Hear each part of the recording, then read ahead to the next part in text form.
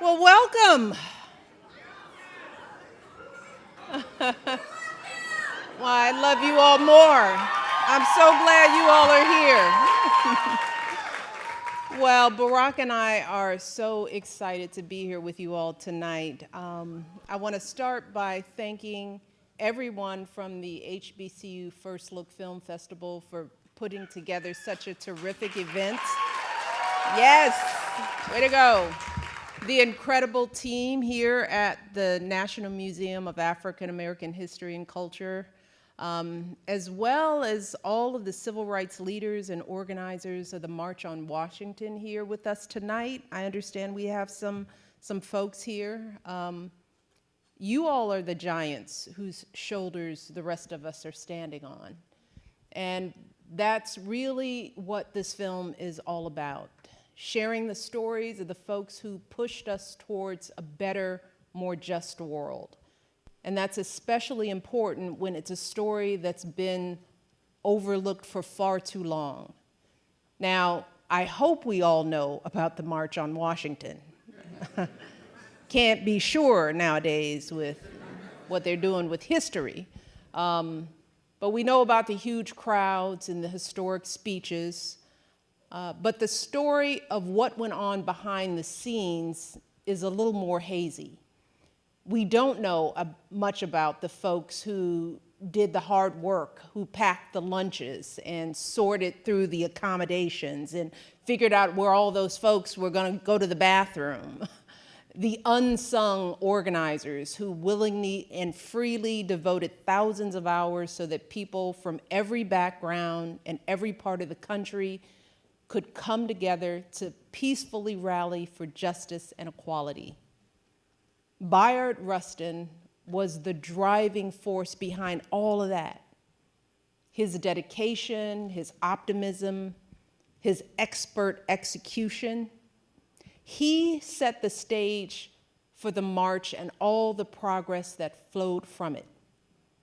And yet his name is not synonymous with that history as so many others. An openly gay Black man did not easily fit in, even in the heart of a movement for civil rights and justice. And he wasn't celebrated in our history either. To us, this film is about painting that fuller story of our history. Triumphs, complications, all of it.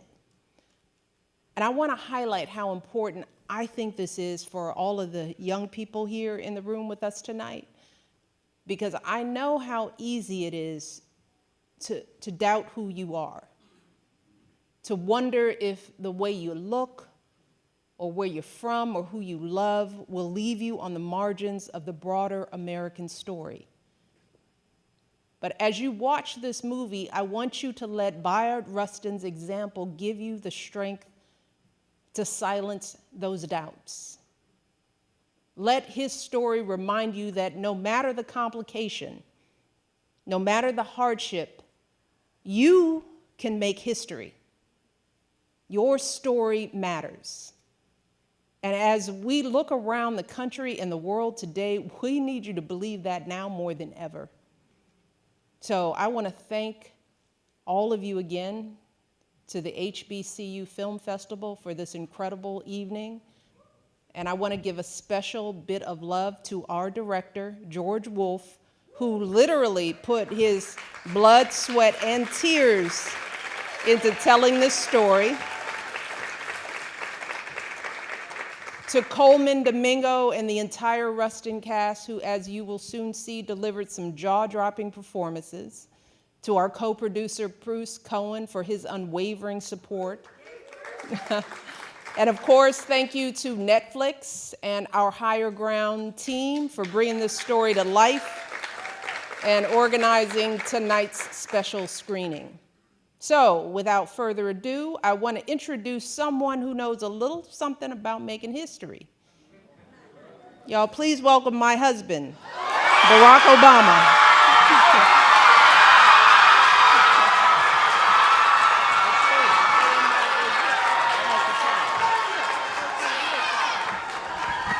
Hey, What's up? Oh, it's good to see you. I see you. Hello, everybody. How y'all doing? So I know we must have some bison in the house. I know that's right. Who else we got? Okay, I see you, Morgan.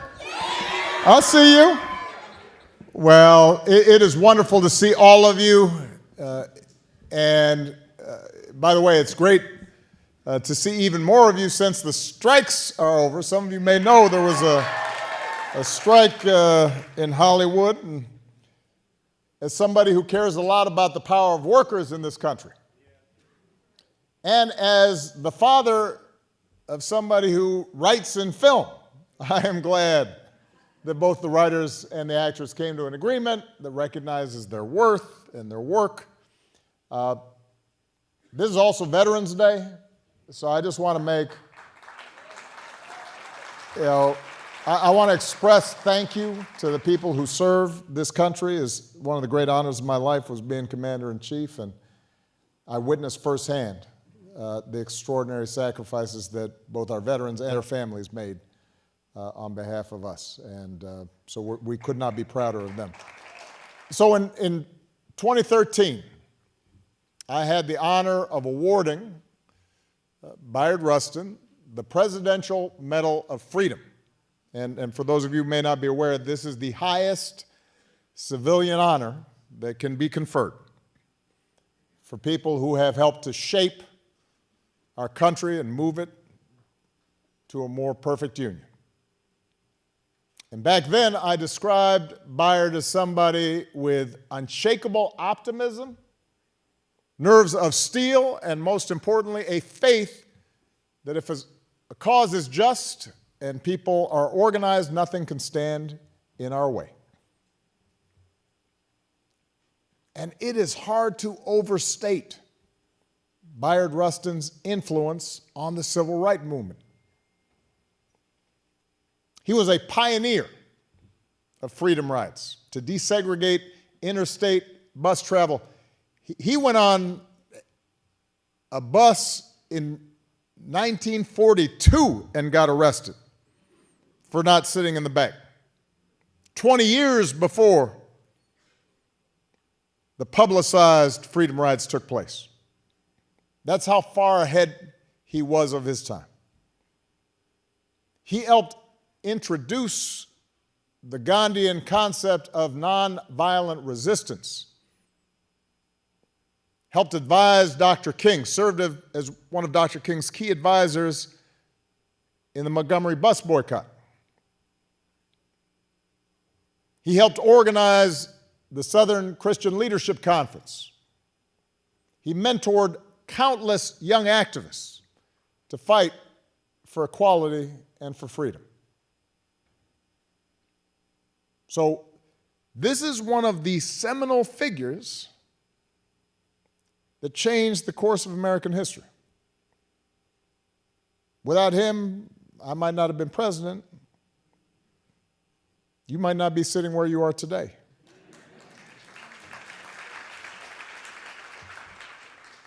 And yet, for decades, Bayard Rustin was denied his rightful place in history. Most of you probably didn't read about him necessarily when you were in elementary school, or middle school, or maybe even high school. And the main reason was because back in the 40s and 50s, he was openly gay. Imagine that. Think about that.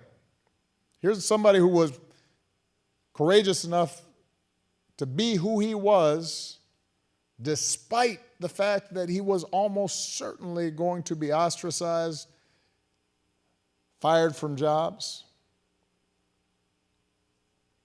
pushed aside. And that's, in fact, what happened. Arrested multiple times. And no medal can change what happened to him. No film can ease the pain of generations of Americans who face discrimination because of who they are and who they love. But Michelle and my hope is that by telling Bayard's story, more people will appreciate leaders like him who brought America closer to its highest ideals, even though they weren't in the limelight, even though they operated behind the scenes, because that's what it takes sometimes to change. I mean, these days we're so obsessed with that 15 minutes of fame, and everybody wants to be an influencer, and everybody wants to be liked. But it turns out that that's not where change happens. And we can honor the legacy of Bayard Rustin and others by taking our place in this long march towards true equality. Now, it's also true that while Rustin tells Bayard's story, it's not just about him, as you'll see. It's also about the thousands of ordinary folks from all walks of life, most of them no older than the students who are in attendance today, who showed the world what America looks like at its best, who forced America to look in the mirror and say, is that who we are, or can we be better? And their work and their spirit continues to give us a roadmap for confronting the injustices of our time. So Michelle and I are incredibly proud of the team that made Rustin. At this time, I'd like to ask the cast and crew and filmmaking team to stand, those of you who are in the audience, so we can acknowledge your work. Give them a big round of applause. We're proud of you. Thank you.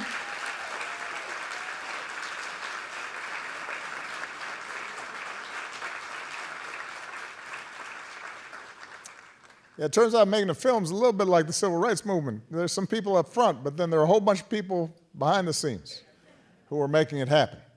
But now I'd like to ask a couple of people to join us on stage. First, please welcome the incredibly talented star of Rustin, Coleman Domingo. Come on out here, Coleman.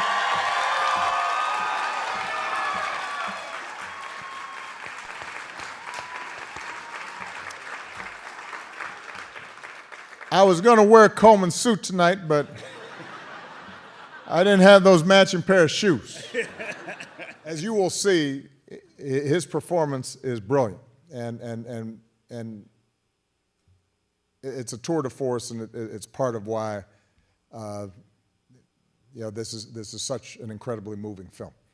I also want to bring up the brilliant director who helped to realize this vision on the screen. So please give it up for the man that we've all been waiting for, somebody who has done extraordinary work in theater, in film, George C. Wolfe.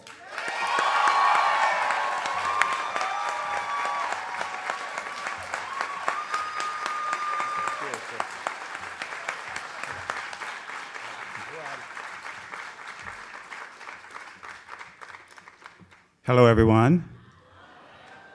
About 2 or 3 weeks before we filmed in D.C., we had a tech scout. That's where you go around and figure out where the trucks are going to be parked, and there were about 70 people standing around. And they were talking about where catering's going to be over here, and the holding tent for the extras will be over here. And they were talking, and they had out their cell phones, and they were texting, and they were communicating with each other. And it was all these people working really hard, passionately to achieve this goal. And at one point, I just said, I want to stop and point out the fact that back in 1963, a remarkable human being and a remarkable team of people didn't have cell phones, didn't have texting, didn't have emails. What they had was the ferocity of heart, the sense of commitment, the sense of responsibility. And together, Bayard and this remarkable team of people changed the world. And we need to acknowledge the miracle of what they did and the ferocity of what they did and the unbelievable hard work. There have been many marches since then. They created the template. Bayard created the template. I consider him in many respects the ideal American because his sense of service, but also his curiosity about others. And when you are curious about others, you lean in and you want to connect with them. And if you aren't curious, you can replace that with fear, which gives you permission to hate and dislike and do worse. So I am deeply honored, deeply humbled, and deeply grateful for this evening and the chance to share this story of this remarkable man and this remarkable group of people with you. Thank you, and I hope you enjoy.